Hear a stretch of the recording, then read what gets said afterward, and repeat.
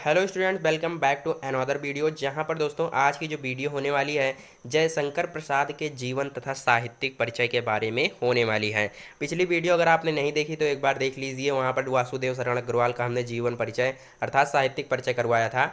यहाँ पर सबसे पहले आपको बता दें कि जीवन परिचय और साहित्यिक परिचय बिल्कुल भी बराबर नहीं होते। ये वीडियो में हमने पिछली वाली में बताया था, इसको आपको ध्यान में रखना है। और यहाँ पर हमने जो दो हेडिंग डलवाई है, जयशंकर प्रसाद का जीवन परिचय और साहित्यिक परिचय। यहाँ पर जीवन परिचय जो जो है दोस्तों, यहाँ पर क्लास 10th वाले लिखेंगे। अगर आप 10th के स्टूडेंट हैं तो जीवन परिचय लिखेंगे और साहित्यिक परिचय हमारे 12th वाले लिखेंगे। तो दोनों जो है ध्यान में रखकर करिएगा। आप 12th वाले जो है खास कर ध्यान देंगे कि वो साहित्यिक परिचय के अंतर्गत हमारा जीवन परिचय आता है। इस बात को आप ध्यान में रखना है। तो लिखना कैसे है, हम स्टार्ट करते हैं। तो दोस्तों अगर आप हमारे वीडियो पर जो है हमारे चैनल पर नए हो तो एक बार चैनल को सब्सक्राइब कर लीजिए और जो बेल आइकन है उसको जो है दबा दीजिए, जिससे आने वाली वीडियो सबसे पहले आप तक पहुंचे। अब हम स्टार्ट करते हैं अपने जयशंकर प्रसाद के जीवन परिचय से। तो वहाँ पर साहित्यिक परिचय से ये क्लास 12th वाले देखेंगे। इसके बाद अभी हम क्लास 10th वाला जो है जीवन परिचय लिख रहे हैं। तो यहाँ पर जीवन परिचय आपको क्लास 12th वाले जो है इस प्रकार लिखेंगे। सबसे पहले हेडिंग डालेंगे जीवन परिचय। जन्म लिखेंगे यहाँ पर 1890 ईस्वी, जन्म स्थान वाराणसी उत्तर प्रदेश, पिता का नाम देवी प्रसाद, मृत्यु 1937। रचनाएं हमारी यहाँ पर कई सारी हैं, देख सकते हैं आप। कामायनी है, लहर है, आंसू है, यहाँ पर झरना है, चंद्रगुप्त, स्कंदगुप्त, आंधी, गुंडा इत्यादि हैं। ये आपको बता दें कामायनी जो है इनका महाकाव्य है, इसको आपको याद रखना है। चंद्रगुप्त स्कंदगुप्त क्या है, हमारा नाटक है। और ये जो गुंडा है, गुंडा यहाँ पर हमारी कहानी है। इतना हमें पता था, उतना आपको बता दिया। इस प्रकार दोस्तों आपको लिखना है जीवन परिचय। बिल्कुल इसी तरह से अगर आप लिखते हैं बोर्ड एग्जाम में तो आपको पूरे के पूरे 5 अंक मिलेंगे, इस बात की गारंटी है। तो आप ऐसे ही लिखिएगा, बिल्कुल जिस तरह से लिखा हुआ है। मन कहे स्क्रीनशॉट ले सकते हैं। अब हम चलते हैं अपने दूसरे पॉइंट पर। देखिए मात्र 3 पॉइंट अगर आप लिख देते हैं तो आपको पूरा नंबर 5 नंबर जो है मिल जाएगा।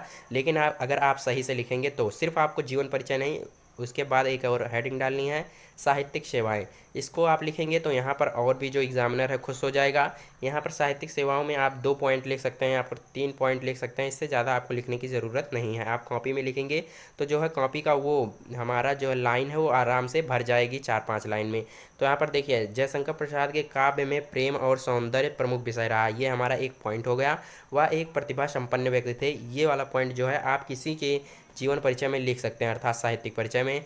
और यहाँ पर प्रसाद जी ने कुल 67 रचनाएं प्रस्तुत की हैं, इसका भी आप स्क्रीनशॉट ले सकते हैं। इस प्रकार से आपको साहित्यिक सेवा हेडिंग डालकर लिख देना है।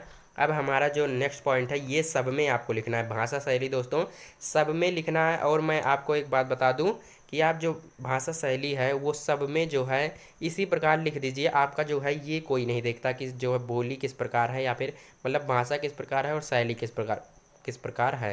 तो अधिकतर जो होती है दोस्तों हमारे लेखकों की जो यहाँ पर भाषा होती है वो संस्कृतनिष्ठ, परिष्कृत, खड़ी बोली है, सबकी लगभग यही होती है। आप अगर नहीं याद आ रहा है आपको तो इसी प्रकार यही लिख सकते हैं, इससे आपको कोई दिक्कत नहीं है। इन्होंने अपनी भाषा जो है इन्होंने यहाँ पर आपको देखिए, इतना मत देखिए, यहाँ पर इन्होंने प्रबंधात्मक, गवेषणात्मक, मुक्तक शैलियों का प्रयोग किया है। यहाँ पर कुछ शैलियों के नाम हैं जिन्हें आप याद कर सकते हैं और किसी के भी शैलियों में रख सकते हैं, किसी भी लेखक के। तो यहाँ पर प्रबंधात्मक है, गवेषणात्मक है, मुक्तक है, प्रश्नात्मक है, काव्यात्मक है, व्याख्यात्मक है।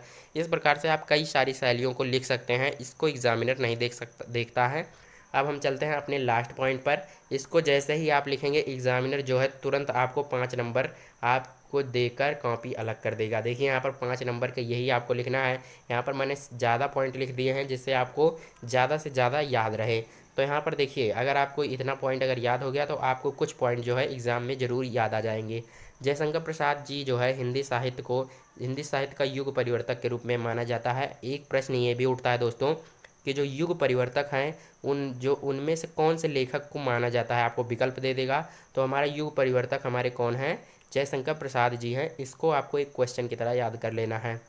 ये हमारा एक पॉइंट हो गया।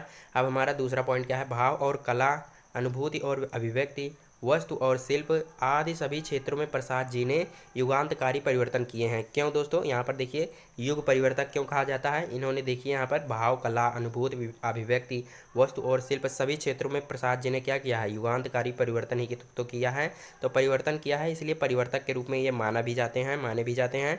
तो यहाँ पर हमारा देखिए ये पॉइंट भी आप सभी लेखकों के उसमें लिख सकते हैं कि हिंदी साहित्य में इनका योगदान हमेशा याद रखा जाएगा। ये पॉइंट आप किसी भी लेखक के यहाँ पर जो है हिंदी साहित्य के स्थान में लिख सकते हैं। तो दोस्तों ये थे हमारे आज के 4 पॉइंट, जिन्हें आप परीक्षा में लिख कर जो है बड़े आसानी से 5 अंक पा सकते हैं। इसको आपको इसी तरह से बिल्कुल लिख देना है। तो आशा करता हूँ ये आपको क्लास 12th वालों को समझ में आ गया होगा। अब चलते हैं अपने क्लास 10th वाले। क्लास 10th वालों को ज़्यादा कुछ नहीं करना होता।